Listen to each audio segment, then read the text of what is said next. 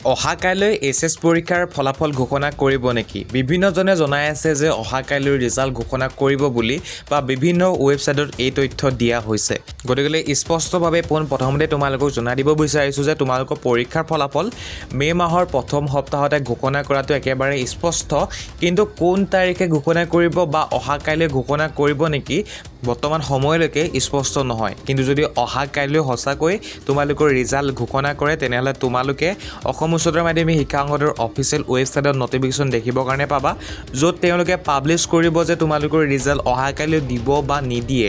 ঠিক আছে, যদি দিব তেনেহ'লে নটিচ তোমালোকে পাবা, যদি নিদিয়ে তেনেহ'লে তোমালোকে নটিচ দেখিবলৈ নোপোৱা। বা তোমালোকে অসমৰ শিক্ষামন্ত্ৰীগৰাকীৰ যি টুইটাৰ হেণ্ডেল আছে তাতো তোমালোকে নটিচ দেখিবৰ কাৰণে পাবা যে অহাকাইলৈ ৰিজাল্ট দিব বা নিদিয়ে।